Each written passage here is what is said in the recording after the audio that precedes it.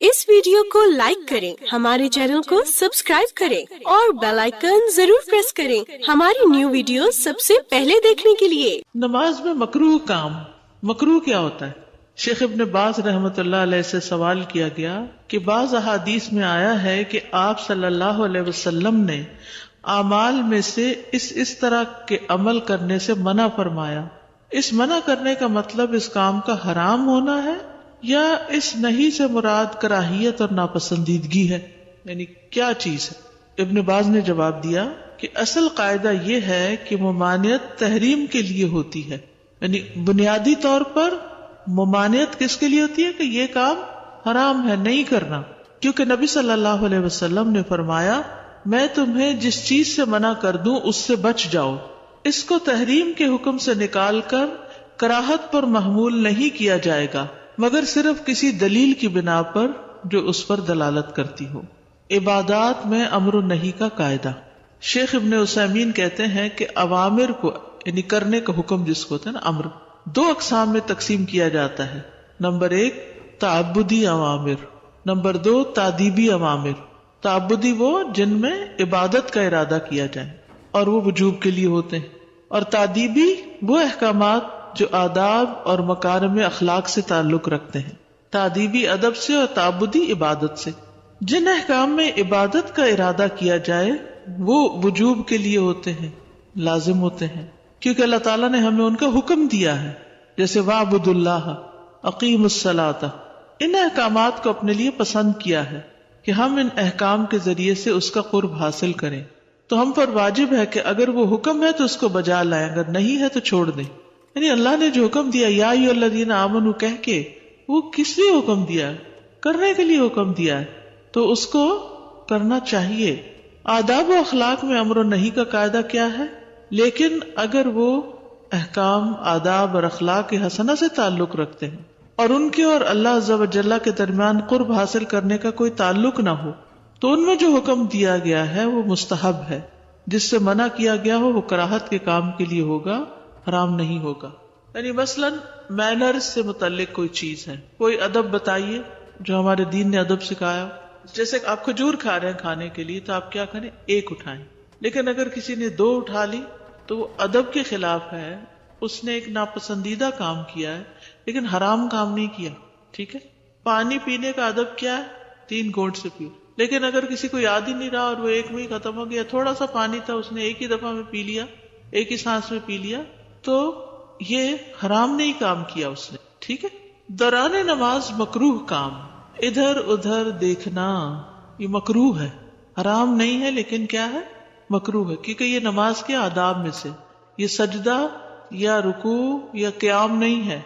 अगर किसी ने क़याम नहीं किया तो नमाज नहीं। ठीक है। वो ये नहीं कि उसने मकरूह काम किया। अगर किसी ने सजदा ही नहीं किया नमाज में तो क्या ख्याल है? मकरूह काम किया, उसने एक फर्ज चीज छोड़ दी। हज़रत आयशा से मरवी है, कहती हैं मैंने रसूलुल्लाह सल्लल्लाहु अलैहि वसल्लम से नमाज में इधर उधर देखने के बारे में पूछा।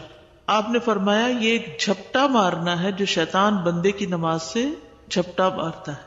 यानी अच्छे भले खड़े हैं नीचे देखते हुए, एकदम कोई ख्याल आता है तो मुंह ऊपर हो जाता है और कहीं ना कहीं देख बैठते हैं, तो ये शैतान ने आके उकसाया और उधर फेर दिया। आंखें बंद करके नमाज पढ़ना। नमाज का अदब क्या है? आंखें खुली हों, लेकिन हम बाज़ औक़ात क्या करते हैं? आंखें बंद कर लेते हैं। कभी किया आपने? अक्सर हो जाता है। सही बात यह है कि आंखें बंद करके नमाज पढ़ना मकरूह है। फिर देखिए हमारी नमाजें क्या हैं, इतनी पसंदीदा नमाजें होंगी, नमाज में देख रहे हैं इधर उधर या सजदे की जगह पे नहीं देख रहे और आंखें भी बंद की हुई हैं, तो वो अपनी मर्जी की नमाज पढ़ रहे हैं ना। फिर हम, क्योंकि ये मजूसियों के अमल के मुशाबे है कि जब वो आग की इबादत करते तो अपनी आंखें बंद कर लेते। हो सकता है धुएं की वजह से कर लेते होंगे या चमक ज्यादा की वजह से। एक कौल ये है कि यहूदियों के फेल में से है और गैर मुसलमानों की मुशाबहत इख्तियार करने का कम से कम दर्जा यह है कि वो हराम है। जैसा कि शेखुल इस्लाम ने कहा कि इसकी बुराई को कम से कम भी फर्ज किया जाए तो नमाज में आंखें बंद करना मकरूह होगा। हाँ, अगर कोई ऐसी वजह हो कि आंखें खुली रखने से इर्द गिर्द की चीजें मशगूल कर दें तो नमाजी उस वक्त इस खराबी से बचने के लिए आंखें बंद कर सकते हैं। जैसे मसलन आप ऐसी जाए नमाज पे खड़े हुए जहां शेर और चीते बनना शुरू हो गए तस्वीरों में, उसके डिजाइन में, या कोई डांस करता हुआ नजर आ रहा है, تو پھر آپ سجدے کی طرف دیکھتے ہوئے آپ کیا کریں، اپنی نگاہیں جھکا لیں. جیسے کوئی بھی ناپسندیدہ چیز دیکھ کے انسان نگاہیں جھکا لیتا ہے یا بند کر لیتا ہے تو وہ پھر اسی زمرے میں آئے گا. لیکن اصل اصول کیا ہے کہ آنکھیں کھلی ہوں، نگاہیں سجدے کی جگہ پر ہوں. تو یہ ہے ایک مکروہ کام. نمبر 1 ادھر ادھر دیکھنا. نمبر 2 آنکھیں بند کر کے نماز پڑھنا. نمبر 3 قبلے کی جانب یا دائیں جانب تھوکنا. عبداللہ بن عمر سے روایت ہے، انہوں نے کہا کہ رسول اللہ صلی اللہ علیہ وسلم کو مسجد میں قبلے کی طرف دیوار پر بلغم نظر آیا، اس حال میں کہ آپ لوگوں کو نماز پڑھا رہے تھے. آپ صلی اللہ علیہ وسلم نے اسے خرش دیا. پھر نماز سے فارغ ہو کر فرمایا، جب تم میں سے کوئی شخص نماز پڑھ رہا ہوتا ہے تو اللہ اس کے چہرے کی طرف ہوتا ہے، لہٰذا کسی کو نماز کے دوران اپنے سامنے کی طرف نہیں تھوکنا چاہیے. یہ بھی مینرز کے خلاف ہے نا. پہلو پر ہاتھ رکھنا. پہلو کون سا ہے؟ جسے ہک نہیں کہتے ہیں، سائڈ. ابو ہریرہ رضی اللہ عنہ نبی صلی اللہ علیہ وسلم سے روایت کرتے ہیں کہ آپ نے منع فرمایا کہ کوئی آدمی پہلو پر ہاتھ رکھے ہوئے نماز پڑھے. یہ بھی مینرز کے خلاف ہے. زیاد بن صبیح حنفی کہتے ہیں کہ میں نے ابن عمر کے پہلو میں کھڑے ہو کر نماز پڑھی، اس دوران میں نے اپنے ہاتھ اپنے پہلو کوکھ پر رکھ لیے. جب وہ نماز سے فارغ ہوئے تو فرمایا، یہ کیفیت نماز میں صلیب سے مشابہ، اس یعنی یوں رکھ لیں گے تو کیا ہو جائے گا، کراس بن جائے گی. اور رسول اللہ صلی اللہ علیہ وسلم اس سے منع کیا کرتے تھے. دوران نماز بائیں ہاتھ سے زمین پر سہارا لے کر بیٹھنا، یعنی اتحیات پڑھ رہے ہیں اور ہاتھ گھٹنوں پہ رکھنے کی بجائے، ران پہ رکھنے کی بجائے آپ نے کہاں رکھا ہوا ہے، زمین پہ رکھ کے ٹیکا ہوا اور اس پہ بیٹھے ہوئے. ابن عمر رضی اللہ عنہ نے ایک شخص کو دیکھا کہ وہ نماز میں بیٹھے ہوئے اپنے بائیں ہاتھ کا سہارا لیے ہوئے تھا، یعنی زمین پہ ہاتھ رکھے ہوئے تھا. ہارون بن زید نے کہا وہ اپنی بائیں جانب پر گرا ہوا تھا، یعنی بالکل ادھر. تو یہ بھی ادب کے خلاف ہو گیا، آپ سیدھے اسٹریٹ بیٹھے. تو ابن عمر نے اس سے کہا، ایسے مت بیٹھو، اس طرح وہ لوگ بیٹھتے ہیں جنہیں عذاب دیا جائے گا. یہ بیٹھنا ناپسندیدہ ہے. ہاتھ کی انگلیوں میں تشبیک کرنا، یہ ہے تشبیک، انگلیاں انگلیوں میں ڈال دینا یا ایسے کر کے کڑا کے نکالنا. ٹھیک ہے. ابن عباس کے آزاد کردہ غلام شعبہ سے مروی ہے، انہوں نے کہا، میں نے ابن عباس کے پہلو میں نماز پڑھی، میں نے اپنی انگلیوں کے پٹاخے نکالے. جب میں نے نماز پوری کر لی تو انہوں نے کہا، تمہاری ماں نہ رہے، تم نماز ہی میں اپنی انگلیوں کے پٹاخے نکال رہے ہو. جی انگلیاں توڑنا اس طرح. ابن عمر نے اس شخص کے بارے میں جو نماز میں انگلیاں ڈال کر تشبیک کرے یہ کہا کہ یہ ان لوگوں کی نماز ہے جن پہ غضب کیا گیا. بعض لوگ ہاتھ پہ ہاتھ رکھنے کی بجائے کیا کرتے ہیں، انگلیوں میں انگلیاں ڈال کے یوں نماز پڑھتے. ٹھیک ہے. کیسے؟ انگلیوں میں انگلیاں ڈال کے اسے سینے پہ. تو انگلیوں میں انگلیاں نہیں ڈالنی بلکہ ہاتھ پر ہاتھ رکھنا ہے اور پکڑنا ہے اس کو. کھانے کی موجودگی میں نماز پڑھنا. ابن ابی عتیق عبداللہ بن محمد بن عبد الرحمن بن ابو بکر روایت کرتے ہیں، کہتے ہیں کہ میں نے اور قاسم بن محمد بن ابو بکر نے حضرت عائشہ کے پاس بیٹھے ہوئے گفتگو کی، باتیں کر رہے تھے، اور یہ فیملی گیدرنگ ہے. آپ دیکھ رہے ہیں ایک حضرت ابو بکر رضی اللہ عنہ کے پوتے کے بیٹے ہیں. ٹھیک ہے. یہ آپ دیکھ رہے ہیں عبداللہ بن محمد بن عبد الرحمن بیٹے ہیں، ان کے بیٹے ہیں پھر محمد اور ان کے بیٹے عبداللہ. ٹھیک ہے. اور یہ جو ہیں قاسم بن محمد بن ابو بکر، یہ کیا ہے، پوتے. ٹھیک ہے. قاسم زبان کی شدید غلطیاں کرنے والے انسان تھے. وہ ایک کنیز کے بیٹے تھے. ایران سے جو آئی تھی نا کنیزیں، تو ان میں سے ایک ان کو ملی تھی، ان کے بیٹے کو. کس طرح کی، یا بیٹیاں تھیں یا کچھ ایسے ہی، شاہی خاندان کی خواتین. حضرت عائشہ رضی اللہ عنہا نے اس سے کہا، کیا بات ہے، تم میرے اس بھتیجے کی طرح گفتگو کیوں نہیں کرتے؟ کیونکہ وہ عرب نہیں تھی ماں، تو بچہ جو ہے وہ ماں سے مادری زبان سیکھتا ہے. تو وہ عربی جو تھی وہ خالص نہیں تھی، تو وہ زبان میں غلطیاں کرتے تھے جیسے ہمارے بچے اردو بولتے ہیں. پھر وہ کہنے لگی، ہاں میں جانتی ہوں تم میں یہ بات کہاں سے آئی، یعنی کس وجہ سے تم ایسا بولتے ہو. اس کو اس کی ماں نے ادب سکھایا اور تمہیں تمہاری ماں نے سکھایا. کہتے ہیں اس پر قاسم ناراض ہو گئے اور ان کے خلاف دل میں غصہ آ گیا، کیونکہ ان کی ماں کی بات تھی نا. پھر جب انہوں نے حضرت عائشہ کا دسترخوان آتے دیکھا تو اٹھ کھڑے ہوئے کہ میں کھانا نہیں کھاؤں گا. حضرت عائشہ نے پوچھا، کہاں جاتے ہو؟ انہوں نے کہا، میں نماز پڑھنے لگا. حضرت عائشہ نے کہا، بیٹھ جاؤ. انہوں نے کہا، میں نے نماز پڑھنی ہے. حضرت عائشہ نے کہا، بیٹھ جاؤ دھوکے باز، میں نے رسول اللہ صلی اللہ علیہ وسلم کو فرماتے ہوئے سنا ہے، کھانا سامنے آ جائے تو نماز نہیں، کھانا سامنے آ جائے تو نماز نہیں. یعنی وہ بہانہ کر رہے تھے ایک طرح سے. جی. اور وہ سمجھ گئی. اور نہ وہ نماز پڑھے جس پر پیشاب پخانہ کی ضرورت غالب آ رہی ہو. یہ دونوں چیزیں توجہ بانٹنے والی ہیں. اس حدیث میں اس بات کا بیان ہے کہ جب ایسا کھانا موجود ہو جسے وہ کھانا چاہتا ہے تو اس وقت نماز پڑھنا مکروہ ہے، کیونکہ اس طرح سے اس کا دل کھانے کی طرف ہی مشغول رہے گا اور نماز میں مکمل خشوع ختم ہو جائے گا. رفع حاجت محسوس ہونے کی حالت میں نماز پڑھنا. سنن نبی داؤد کی روایت ہے، ابو ہریرہ رضی اللہ عنہ نبی صلی اللہ علیہ وسلم سے روایت کرتے ہیں کہ آپ صلی اللہ علیہ وسلم نے فرمایا، جو شخص اللہ اور آخرت کے دن پر ایمان رکھتا ہے اس کے لیے حلال نہیں کہ پیشاب پخانہ روکے ہوئے نماز پڑھے حتیٰ کہ فارغ ہو جائے، یعنی جائے فارغ ہو کے دوبارہ وضو کر کے آئے اور نماز مکمل کرے. جو شخص اللہ اور آخرت کے دن پر ایمان رکھتا ہے اس کے لیے حلال نہیں، جائز نہیں یہ بات. کپڑوں اور بالوں کو لپیٹ کر نماز پڑھنا. ابن عباس رضی اللہ عنہما سے مروی ہے کہ وہ نبی صلی اللہ علیہ وسلم سے بیان کرتے ہیں کہ آپ نے فرمایا، ہمیں حکم دیا گیا کہ ہم 7 ہڈیوں پر سجدہ کریں، نیز اس دوران میں اپنے بالوں اور کپڑوں کو نہ سمیٹیں، یعنی توجہ سے نماز پڑھیں. اس وقت بار بار دوپٹہ ٹھیک کرنا یا اور بالوں کو باندھنا یا پیچھے کرنا، ان کو سمیٹنا، یہ درست نہیں. ولا تکف ثوبا ولا شعرا کے 2 معنی ہیں. نمبر 1، سجدہ کرتے وقت کپڑے اور بالوں کو اوپر نہ اٹھانا، یعنی جب سجدہ کریں گے اور اگر بال کھلے ہیں، جو لوگ بال باندھتے نہیں، شارٹ ہیئرز ہیں، تو وہ کیا ہوگا، سجدے میں کہاں چلے جائیں گے، نیچے آ جائیں گے. آپ صلی اللہ علیہ وسلم کا یہ فرمان، ولا نکف شعرا ولا ثوبا، یعنی نماز میں ہم انہیں اوپر نہ اٹھائیں بلکہ انہیں چھوڑ دیا جائے یہاں تک کہ کپڑوں کو بھی وہ جگہ لگے جو سجدوں کے مقامات کو لگتی ہے. یہ دوپٹہ وغیرہ ہے، یہ جو بھی ہے، اسکارف ہے، تو وہ بھی سجدے کی جگہ کو چھو جائے. اس وقت اسکارف کو اس طرح نہیں لپیٹیں کہ وہ بالکل ہی جسم کے ساتھ چمٹ جائے. انسان اپنے بالوں کو نہ سمیٹے. اگر اس کے بال نیچے لٹک رہے ہوں تو سجدہ کرنے کی وجہ سے انہیں جمع نہ کرے بلکہ انہیں اپنے ساتھ سجدہ کرنے دے. اس کا یہ مطلب نہیں کہ وہ اسکارف سے باہر نکل کے نظر آنے لگے. تو مطلب یہ کہ اگر جیسے چھوٹے ہیں آگے آتے ہیں تو آگے آ جاتے ہیں، پیچھے جاتے تو پیچھے آ جاتے ہیں، مگر اندر ڈھکے ہوئے ہیں تو ان کو نماز میں باندھ کے نماز پڑھنے کی ضرورت نہیں. کٹے ہوئے بال ہو جن کو، ان کو نماز میں باندھنے کی ضرورت نہیں، ویسے ہی پڑھ لیں، بس ڈھکے ہوئے ہوں. اسی طرح زمین سے کپڑا نہیں اٹھائے گا یہاں تک کہ وہ سجدہ کرے، بلکہ اس کو چاہیے کہ کپڑوں کو چھوڑ دے.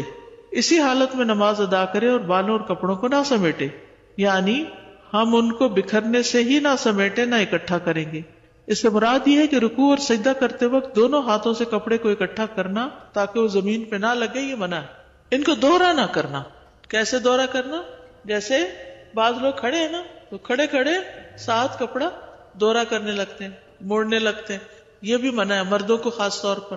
جیسے نماز پڑھے، گرمی لگ رہی تو وہ کیا کرے مرد، عورتوں کے لیے تو ویسے ہی بازو ننگا کرنا جائز نہیں، تو نماز میں ہی پیچھے فولڈ کرنا شروع کر دیتی، درست نہیں.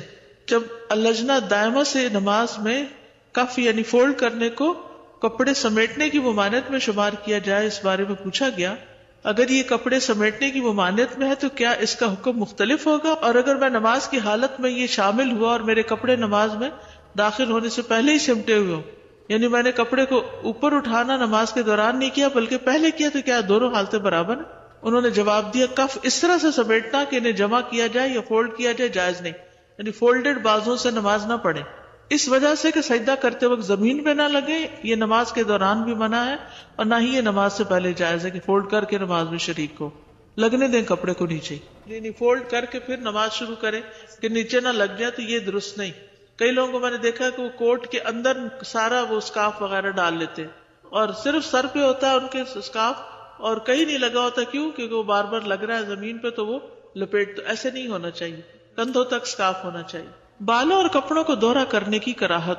زکریا انصاری نے کہا کہ نمازی کے لیے بالوں اور کپڑوں کو سجدے میں جمع کرنا مکروہ ہے، سجدے کے علاوہ بھی بلا وجہ جمع کرنا بھی درست نہیں. اسی میں یہ چیز داخل ہے کہ وہ اپنے کپڑے کو پنڈلیوں سے اٹھائے یا اپنے کف دورے کرے. اس نہیں کی حکمت یہ ہے کہ کپڑے اور بال بھی اس کے ساتھ سجدہ کرے.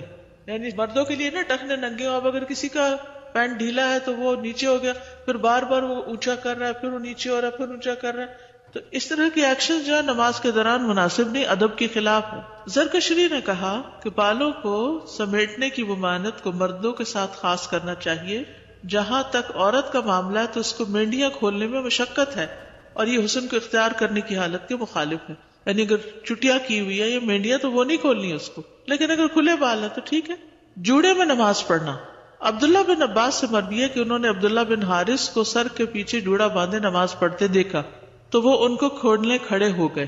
جب وہ نماز سے فارغ ہوئے تو ابن عباس کی طرف متوجہ ہوئے اور کہا تم نے میرا سر کیوں چھیڑا؟ تو ابن عباس نے فرمایا کیونکہ میں نے رسول اللہ صلی اللہ علیہ وسلم کو فرماتے ہوئے سنا بالوں کا جوڑا بنا لینا اس کی مثال ایسے ہے جیسے کوئی نماز پڑھے اور اس کے ہاتھ پیچھے بندھے ہوئے ہوں.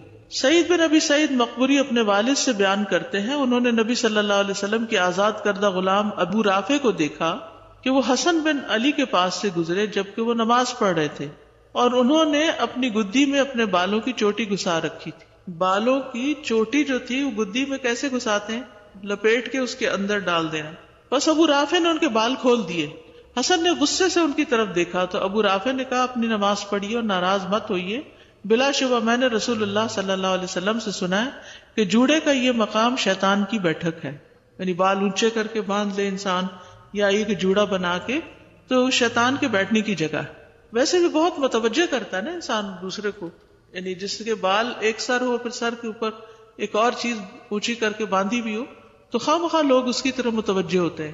مرد کا چہرہ ڈھانپ کر نماز پڑھنا. ابو ہریرہ سے روایت ہے انہوں نے کہا رسول اللہ صلی اللہ علیہ وسلم نے اس بات سے منع فرمایا کہ آدمی نماز کے دوران اپنا منہ ڈھانک لے. نقش و نگار میں کھو جانا.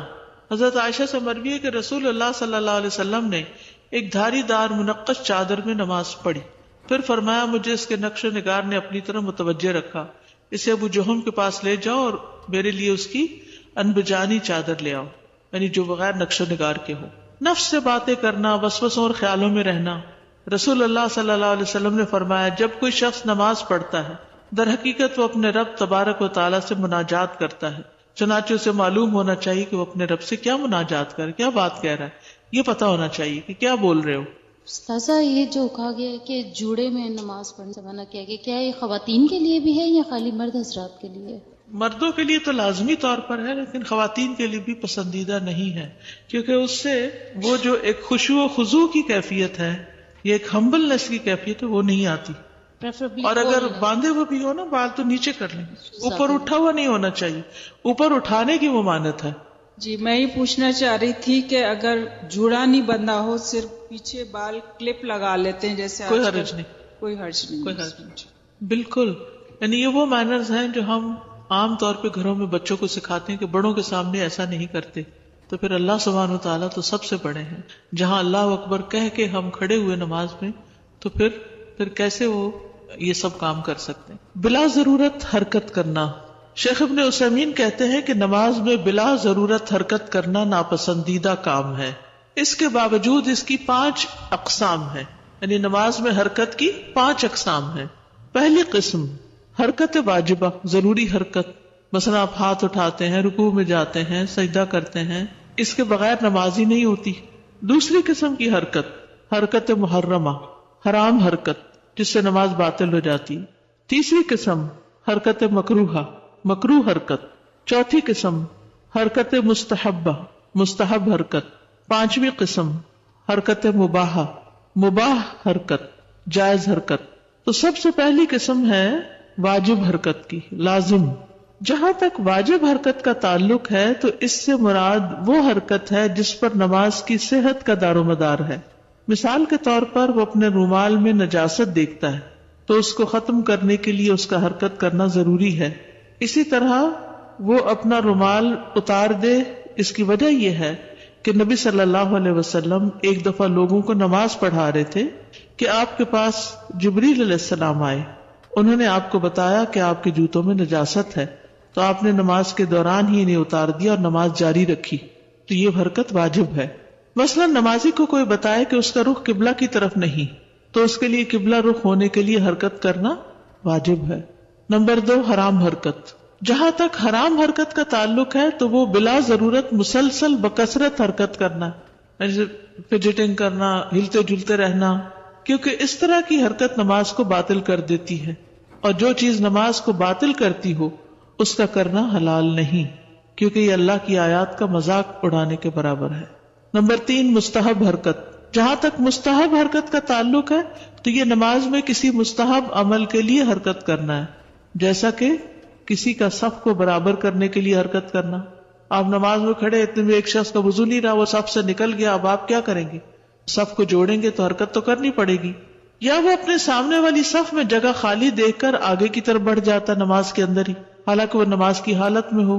یا صف سکڑ جائے تو وہ خالی جگہ کو پر کرنے کے لیے آگے بڑھ جائے، خالی جگہ کو پر کرنے کے لیے آگے بڑھ جائے. یا اسی طرح کی دیگر حرکات جن کی بنا پر نماز میں ایک مستحب عمل واقع ہوتا ہے، کیونکہ یہ حرکت نماز کو مکمل کرنے میں سے ہے.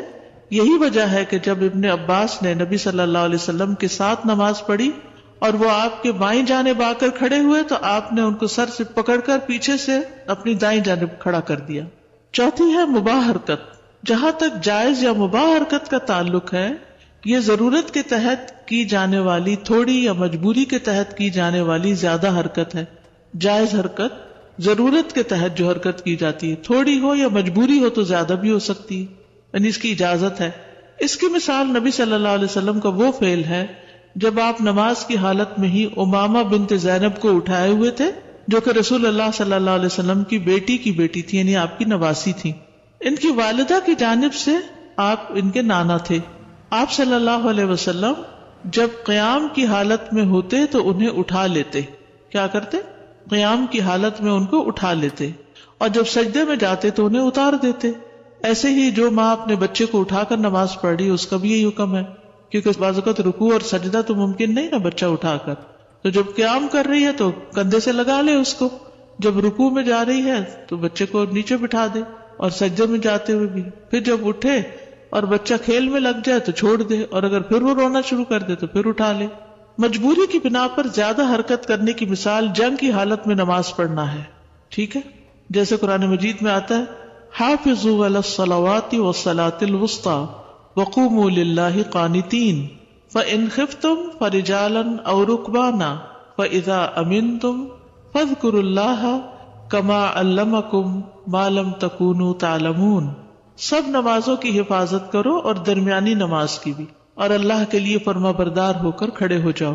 پھر اگر تم ڈرو تو پیدل پڑھ لو یا سوار. پیدل پڑھ لو کیا؟ نماز چلتے چلتے. یہ کب ہے؟ جنگ کی حالت میں، خوف کی حالت میں اس کی اجازت ہے، لیکن عام لوگوں کو اس کا نہیں پتا. پھر جب امن میں ہو جاؤ تو اللہ کو یاد کرو جیسے اس نے تمہیں سکھایا ہے جو تم نہیں جانتے تھے. جو شخص نماز پڑھتے ہوئے چلتا پھرتا ہے اور کوئی شک نہیں وہ بکثرت ایسا کرتا ہے، لیکن اگر یہ مجبوری کی وجہ سے ہو تو ایسا کرنا جائز ہے. اس طرح کرنے سے نماز باطل نہیں ہوتی. ٹھیک ہے. اب مثلاً آپ کا بچہ گر گیا نماز کی حالت میں، یا کوئی سخت قسم کی لڑائی شروع ہو گئی یا کوئی ایسی چیز، تو قبلے کا رخ پھیرے بغیر اگر آپ 2-4 قدم ادھر ہو کے اس کو پکڑ لیتے ہیں، کھینچ لیتے ہیں، یا ان کو ہٹا دیتے ہیں، یا تھوڑا سا حرکت کر لیتے تو کوئی حرج نہیں. مکروہ حرکت، لیکن وہ حرکت جو ناپسندیدہ ہے وہ ان اقسام کے علاوہ ہے، اور نماز کے حوالے سے اس کو بیان کرنا مطلوب ہے. اس بنا پر جو لوگ نماز میں حرکت کرتے رہتے ہیں ہم انہیں کہتے ہیں کہ تمہارا عمل مکروہ ہے اور تمہاری نماز میں نقص پیدا کرنے والا ہے. ہر شخص نے مشاہدہ کیا ہوگا اور کسی ایسے آدمی کو دیکھا ہوگا جو اپنی گھڑی، قلم، رومال، ناک، داڑھی کے ساتھ کھیل رہا ہو یا اس طرح کا کوئی اور عمل کر رہا ہو. یہ سب کام مکروہ قسم کی حرکت میں سے ہیں. ٹھیک ہے. اگر یہ کام بہت زیادہ اور مسلسل ہو تو یہ حرکت حرام ہوگی اور نماز کو باطل کر دے گی. ٹھیک ہے. تو کتنی قسمیں ہیں؟ 5. نمبر 1 واجب. وہ کون سی ہے؟ جو ضروری ہے. ایک تو یہ کہ جو ہمارے ارکان ہیں نماز کے ان کو ادا کرنے کی. دوسرے اگر کوئی نجاست لگی ہے کپڑے میں یا کچھ ہو تو اس کو کھرچنے کے لیے یا اس کو اتار کے ہٹانے کے لیے اگر کوئی حرکت کرنی پڑے، جیسے آپ کی جراب ہے یا کچھ نماز میں نظر آئی اچانک اس کے اوپر کچھ لگا ہوا ہے تو نماز کی حالت میں اس کو اتار دیں گے اور اس کے لیے ہاتھ ہلانا پڑے گا نا، خود سے تو نہیں اترے گی. حرام حرکت کیا ہے؟ بلا ضرورت مسلسل حرکت کرنا، ٹانگ ہلانا، ہاتھ ہلانا، بے وجہ بس کھجانا، کبھی دوپٹہ ٹھیک کرتے رہنا. ٹھیک ہے. مستحب حرکت، صف کو جوڑنا اور خالی جگہ کے لیے آگے چل کے چلے جانا. مباح حرکت، مجبوری کے تحت کی جانے والی حرکت، سخت ضرورت اور مجبوری. یعنی کچھ چیزیں ایسی ہوتی ہیں جو سلام پھیرنے تک ڈیلے کر سکتے ہیں اور کچھ ایسی ہوتی ہیں کہ جو ڈیلے نہیں کی جا سکتی. اور خوف کی حالت میں، جنگ کی حالت میں چل پھر کے نماز پڑھ لینا. اور مکروہ حرکت کون سی ہے؟ بلا وجہ. کبھی ایسے بیٹھ گئے کبھی ویسے بیٹھ گئے. دوران نماز سجدے کی جگہ سے چیزوں کو ہٹانا. کبھی لوگ جا نماز کے بل ہٹانے لگتے ہیں, کبھی کچھ بچے نے پھینک دیا اس کو ہٹایا, تو وہ اب جو تو مجبوری ہے وہ تو اور بات ہے, لیکن جیسے کچھ لوگ دونوں ہاتھوں سے سجدے کی جگہ کو سنوار رہے ہوتے ہیں, یہ درست نہیں. رسول اللہ صلی اللہ علیہ وسلم نے فرمایا تم میں سے کوئی آدمی کنکریوں کو چھیڑنے سے اپنا ہاتھ روک کر رکھے, کیونکہ مسجد نبوی میں پلستر نہیں کیا ہوا تھا, باریک باریک بجری بچھائی ہوئی تھی, تو وہ کھڑے ہونے سے چلنے سے آگے پیچھے ہو جاتی ہے, تو اس کو سنوارنے اور برابر کرنے کی اجازت نہیں نماز میں. فرمایا کہ تم میں سے کوئی آدمی کنکریوں کو چھیڑنے سے اپنا ہاتھ روک کر رکھے, یہ اس کے حق میں ایسی 100 اونٹنیوں سے بہتر ہے جن میں سب کی آنکھوں کی پتلیاں سیاہ ہوں, یعنی قیمتی اونٹنیاں. اگر تم میں سے کسی پر شیطان غالب آ ہی جائے تو صرف ایک مرتبہ کر لے, یعنی وہ حرکت جو نماز باطل کر دیتی ہے اس سے اتنا زیادہ اجتناب کرنا چاہیے, کیونکہ جتنی زیادہ ساکت ساکن سکون اور خشوع والی نماز پڑھیں گے اتنا اس کا اجر و ثواب بڑھتا چلا جائے گا. معقیب رضی اللہ عنہ کہتے ہیں میں نے نماز میں کنکری ہٹانے کے سلسلے میں رسول اللہ صلی اللہ علیہ وسلم سے پوچھا, آپ نے فرمایا اگر ہٹائے بغیر کوئی چارہ نہ ہو تو ایک بار ہٹا لو, یعنی اسے کھیلو نہیں, لیکن کئی دفعہ ایسا ہوتا ہے نا کوئی چیز آگے ایک دم آ کے گر جاتی ہے, اب اس کو ہٹانے کی ضرورت ہے تو ایک ہاتھ سے ہٹا دے بس. استاذہ میں نے ایک لیکچر میں سنا تھا کہ اگر سیل فون آپ کا بج رہا ہے اور آپ سمجھتے ہیں کہ دوسروں کی نماز خراب ہو رہی ہے تو آپ اس کو بند کر سکتے ہیں, بلکہ مستحب ہوگا کہ سب کو نجات دلائے. ورنہ کئی لوگ جب فون کرتے ہیں نا, اللہ کے بندے ایک دفعہ نہیں کرتے, یعنی ایک دفعہ اگر نہیں اٹھایا دوسری دفعہ پھر شروع کر دیں گے, پھر اور غصے اور ضد میں آ کے تو جاری رکھیں گے اپنا عمل.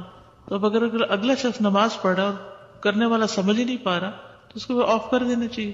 مسجد میں جاتے ہی اپنے موبائل بند کر لینے چاہیے, کلاس میں ہوتے ہوئے بھی, اور مجھے بھی کر کے آنا چاہیے, کبھی بھول بھی جاتا ہے.